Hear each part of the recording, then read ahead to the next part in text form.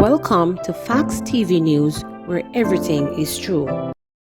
Tackling HIV/AIDS stigma and discrimination. Annually, December 1 is recognized as World AIDS Day, and it's a day dedicated to raise awareness about the HIV and AIDS diseases. Two organizations that focus on raising awareness around these diseases are the E for Life Foundation and the Jamaica AIDS Support for Life. We have Joy Crawford, who is the Executive Director of E for Life here, and we have Patrick Layla, Policy and Advocacy Officer at the Jamaica AIDS Support for Life. Welcome to the show, lady, gentlemen. Welcome to the show. How are you both? Thank you for having me. I'm good. Thank you for having me as well. I'm doing great. Thank you. All right, so let's jump into the conversation with both of you. So let's talk about your organizations a little bit. So E for Life, Joy, tell us a little bit about E for Life and the work that you do. And then Patrick, you can pick up with JSL.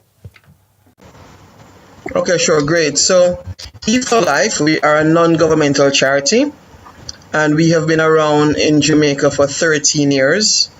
Myself and Patricia Watson are the co-founders, and we work primarily to ensure that the sexual and reproductive health and rights of our Jamaican girls are upheld, and that they are provided with the environment and the resources to live their best life. As an organization, we're committed to responding to HIV and sexual violence in the life of these young women, and we do that through providing a number of psychosocial services as well as advocacy. We are committed also to ensuring that the young survivors of HIV and or sexual violence have their own voices being heard. And so a lot of the work that we do is around empowerment and restoring order to themselves so that they can become their own advocates and to create the change that is required here in Jamaica. Okay. Patrick, what about you? Well, for us here, Jamaica AIDS Support for Life is the largest HIV-focused human rights organization in the Caribbean.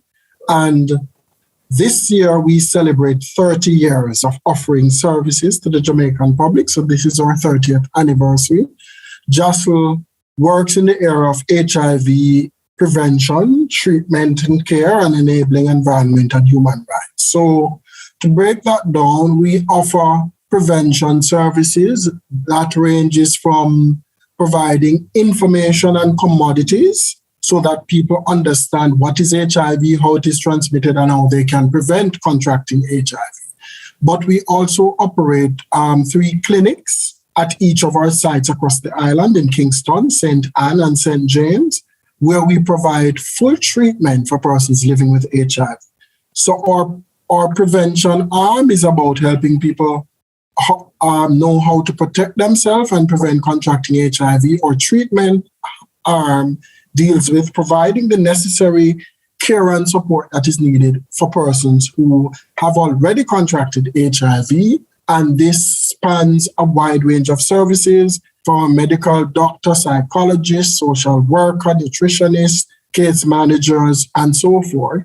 And then we have our enabling environment and human rights arm that works around ending stigma and discrimination against people living with HIV, ensuring that our laws and policies are conducive to people living with HIV and their ability to exist and live a full life like any other person. Okay. Thank you, Patrick. Two of the issues that people living with HIV/AIDS have to deal with is the stigma and the discrimination that they face every single day. And I want to ask you, Patrick, what are some of the ways that you address this when persons with the disease come to the organization? Well, we have a 3-pronged approach to addressing stigma and discrimination. And the first level is with the persons, the communities themselves, the individuals living with HIV and those affected by HIV, because I just want to plug here that the discrimination is not just meted out to the persons who are living with, but those who are affected by. Yeah. So you might have You might have an HIV positive mother with children who are not HIV positive, but they face discrimination at school because people assume your mother is positive, you are, your auntie, your uncle, somebody in your family, or if you are even friends with somebody who is positive. So the first level of our approach is to ensure that the people living with HIV and those affected are aware of what their rights are, understand what stigma and discrimination is, and how to deal with it when it happens. We are to report and how to get an intervention done. That is the first level. The second level is with service providers. So whether it be healthcare workers, police officers, workplaces, schools, we do interventions with all these groups to help them understand what is HIV, how it is transmitted, and how to relate to people. Many people, because of the fear of, if I interact with a positive person, will it be transmitted to me? So our interventions involve educating people about how HIV is transmitted so as to help to prevent the discrimination.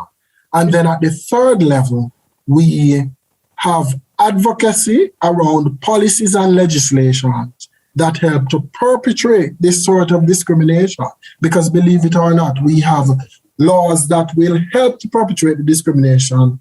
For example, if there's nothing that says, if you are working at Loop and they should find out that you're HIV positive tomorrow, and they decide to dismiss you from your job because they don't want any HIV positive person in their place, that is discrimination.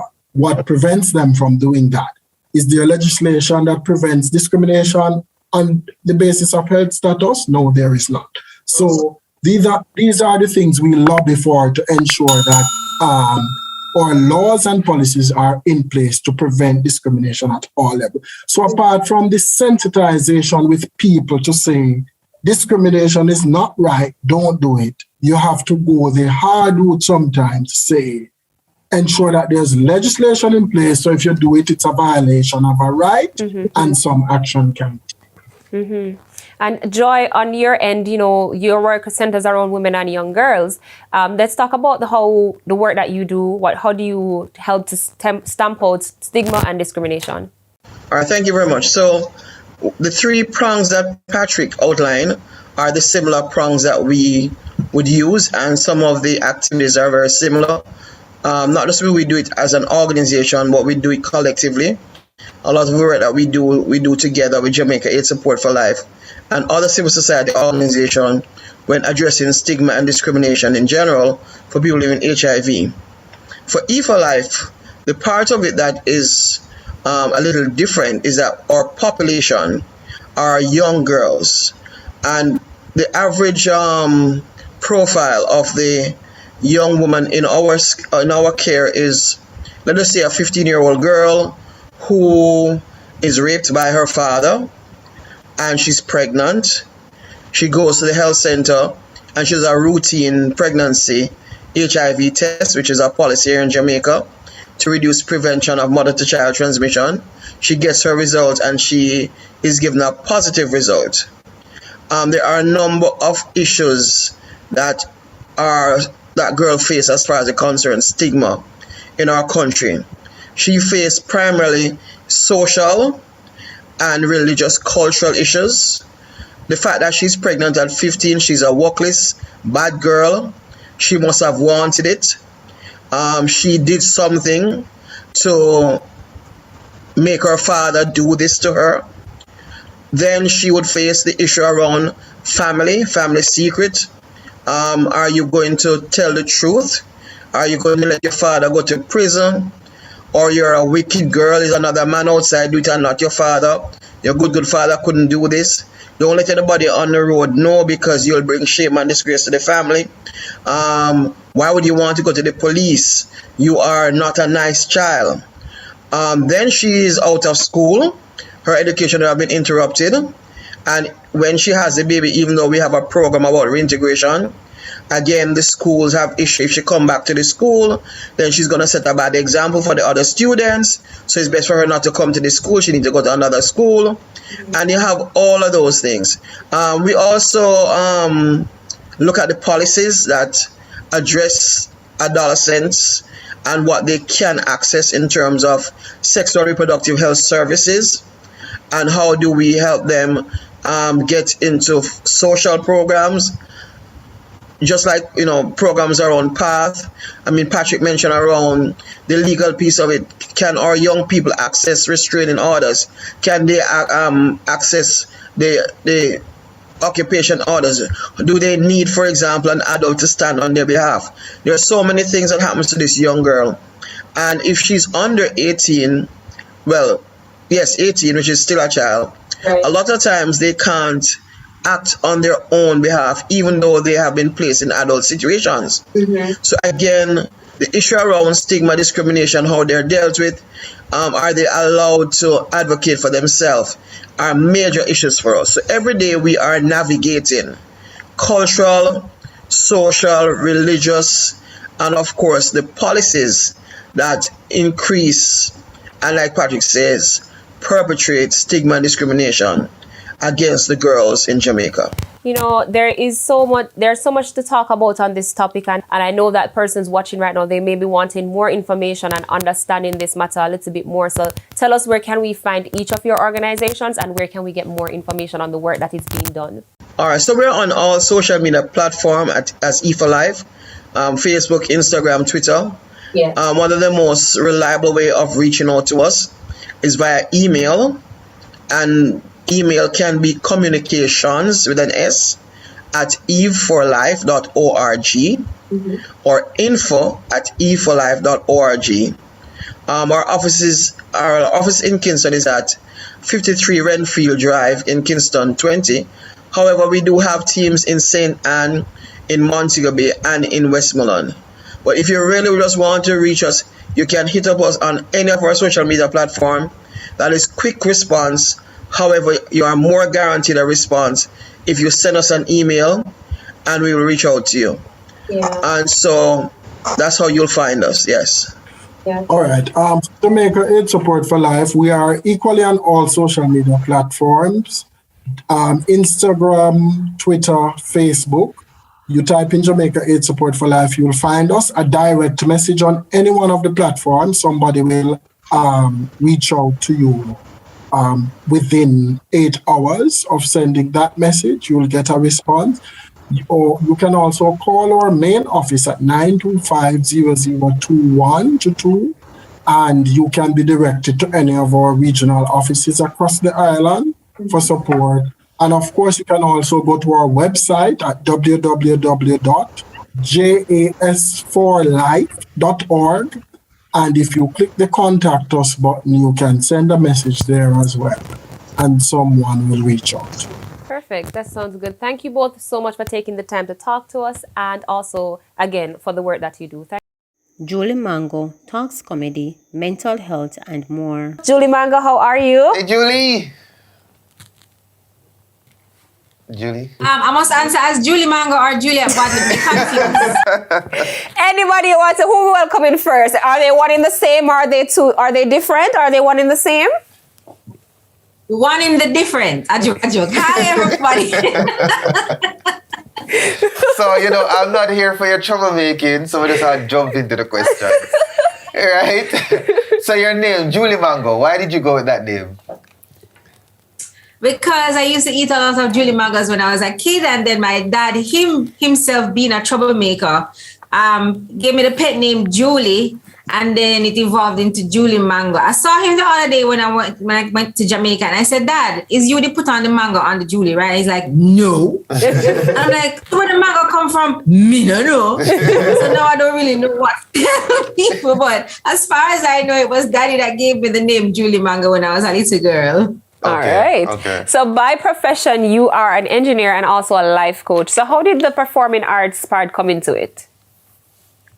Because I'm born with it. Ajua, let me stop. Give it So what happened is, well, my family are very, very good.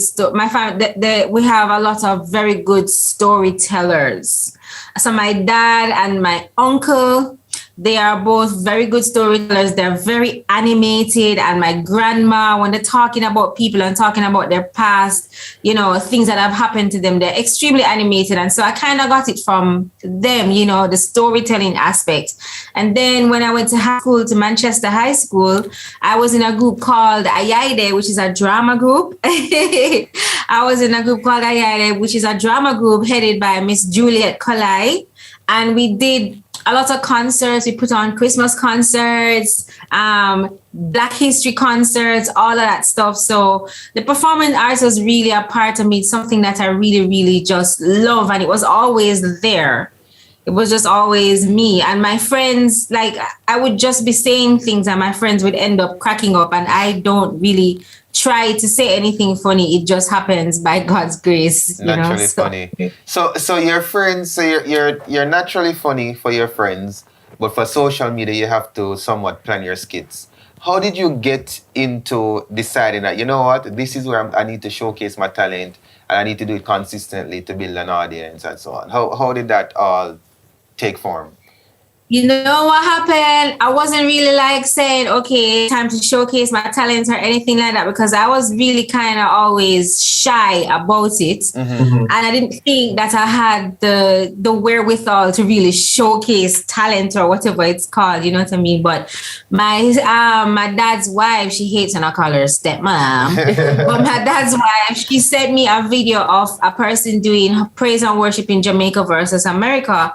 And then I thought I would reenact the skit. And when I reenacted it and posted it, Sparky Baby Official, ZJ Spark, she posted it on her Instagram and then it went, I guess, viral. And then from that, now person started following me. And me having this people-pleasing mentality, I'm guessing they're following to see more. Yeah. And so I put out more, so I got more followers until now it just blew up in this whole thing. So, yeah. So you never intended for all of this. So now you have a third job that you have to put out content very often, I suppose. It's like a job now, isn't it? Well, yeah, it is a job now. In fact, I did resign my full-time job 3 weeks ago to do this full-time and I really prayed about it. I prayed about it for about 6 months. Mm-hmm. And, you know, I'm a mental health advocate, so I had to discuss it with my therapist because you don't want to make any big moves and then, oh my gosh, what did I do? You know, that would not be good for me. I would have a total meltdown and, you know, it would just not be good for me personally. So I did resign and I decided to do this full time. You know, it's my passion. It's something that I love. And, you know, as long as God allows me to use the gift that he has given me to bless people, then I will just continue doing it. So it's my only job now. Okay. Oh, wow. So all along you've been focusing on the Jamaican experience. I know that this is, you know, something full time for you. Will you continue to do that? And why focus on the Jamaican experience so far? I mean, I focus on the Jamaican experience as I start out because that's just who I am, right? Like, you know, it's just who you are. And when you open your mouth or when you do certain things, you can't. They have a thing in Jamaica where you say you can take the people out the bush, but you can't take the bush out of them. That is me. That saying is talking about me. You can't take the bush out of me. So, because if I'm creating something, it's naturally going to have a Jamaican flair. Mm-hmm. However, for growth, you know, and to reach a wider audience and to also still remain authentically Jamaican, I won't just have Jamaican content. I will have other comedic content as well that can be relatable to other persons around the globe, but still have a Jamaican essence to it. You know, and so that's actually why I'm doing my Julie Mango sketch comedy in March of 2022, God's will, where we'll have a lot of Jamaican stuff, but it will have other little I am a quirky person naturally, and quirky comedy is very funny to me, like Mr. Bean and you know, all of those. I can't think of much persons right now, but it would be very funny, that feel good feeling, that for the entire family, just that good laughter, you know, good fun, good clean fun. Yeah. So the sketch 2022. What other plans are in place? You know, that you have in place that you're going to use to expand Julie Mango into, I guess, Julie Mango Tree. You know, so that's, Julie Mango Tree. You know, you're focusing on it. Quirky. Oh my God, Kingsley the comedian. So full-time, you can't stand me, no, Julie. But anyways, full-time comedy, the sketch 2022. What else can we expect? I actually don't want to just stick to comedy. I probably want to act in more serious shows. Yeah. I would love to end up on Netflix somehow. So I think what it is, and for me personally, I try not to say I want to do this, I want to do that. I just work every day, get up, work hard, produce content, and hopefully the doors open. Just like how the doors opened for me to do the Julie Mango sketch. It was actually a producer, one of the best producers in Jamaica, that reached out to me. The person that manages Oliver Samuels and stuff. They reached out to me and signed me to manage my talent. And they're like the Steven Spielberg of Jamaica. And so that happened because I was working hard every day and posting. So I am just hoping to follow that, path and for bigger things to come. I solely depend on God's grace to do everything I can. I'm too fragile to work and do. Like motivational speakers that say, go get it, For me would pop down with all that stress and anxiety. So I'm hoping to expand as wide as possible. Even though people who don't understand English or they don't understand patois, they follow me and they will type clearly. They use Google to type what they want to say to me. I don't know any English, but I just find your stuff so very funny, and I really, really appreciate that. So. Yeah. Big. Another part of you is the mental health advocate side. And you have a YouTube channel that I found. It's called Mentally Mango. And you share tips over there and you're a firm advocate. So talk to us a little bit about the work that you do in the mental health space. Well, so mental health advocacy, why I started that, I don't know if you know, but I tried to commit suicide 3 times. Oh, no, while I was in Jamaica, right? And the reason why I wasn't really healed when I was in Jamaica is because of the heavy stigma associated with mental health. If you tell somebody you have a mental health issue, they're going to say you're mad or you're workless or you're a madman and stuff like that. And it's kind of embarrassing, especially for a lady in corporate, because I was always in corporate. I was doing therapy with the same therapist I have now, but I wasn't healing. And I realized it was because of the stigma that was associated in Jamaica. The stigma can be actually worse than the mental health issue itself. So upon moving to America in 2018, here it's totally different. If you have a mental health issue, it's almost seen like, oh my gosh, you're going to therapy. That is so wonderful. You are so forward moving. So it's a different sort of thing. It is celebrated that you're taking care of your mind and clear. And then, I was able to get healing. When I look back at it now and I look at the many people in Jamaica who have mental health issues, but they're so ashamed, I decided that I have to advocate for it. Just put my story out there, because naturally I don't really have much of a shame tree. I'm not afraid to say I tried to kill myself over man. I'm not afraid to say his man left me and I was brokenhearted and I felt like I had no purpose. That was the reason. And a lot of women go through that, but they won't tell you because it's embarrassing. And there's a stigma, and men too. Men will kill themselves over women, but a man won't tell you that because he feels embarrassed. And so I want to put that out there, that there's nothing embarrassing about it. A mental health illness is just like another illness. It's just like diabetes. It's just like cancer. You can get therapy for it, and you can get medication, and you can be healed. So that's what the advocacy is about. No, very, very, very, very interesting story there, Julie. And I was gonna ask you for some tips, but you've pretty much given us a few. You spoke about advocating. You spoke about not being embarrassed about it. Sharing your story and trying to connect with your therapist to be guided through. So what in that area, mental awareness, what can we expect you to be doing? Now that you're somewhat free from the job and you're focusing on your comedy and expanding your brand. You're free from corporate then. What will you be doing in that area of advocacy? Should you be here in Jamaica a little bit more?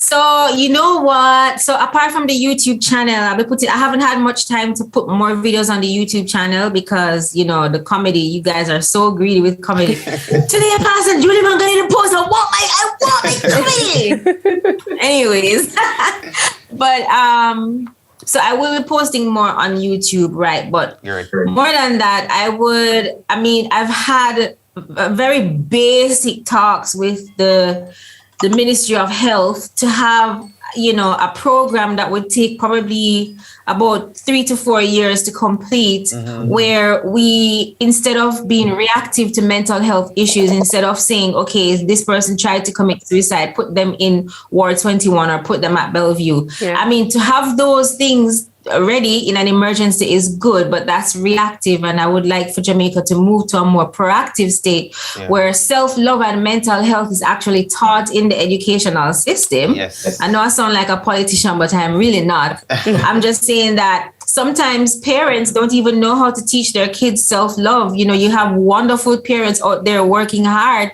Make sure that kid never goes hungry. Yeah. But they don't know how to teach self-love because they don't know it. And so this is where the school can come in. A parent don't know how to teach maths. The school teach them maths. A parent don't know how to teach chemistry. School teach them chemistry. A parent doesn't know how to teach self-love or mental health. The school can teach them. And we have a lot of psychiatrists and psychologists who can sit down, form a board, a committee, and come up with a curriculum that is suitable for kids between first and third form. Love that. Sounds good. Sounds really good. Julie. So tell us where we can keep up with you with all the work that you'll be putting in. Tell us where we can find you online and all of that. You can find me on TikTok at I am Julie Mango, and on IG at I am Julie Mango, and on Twitter at I am Julie Mango, and on YouTube at Mentally Mango. Please remember to subscribe, like, share, and click the notification bell for daily updates.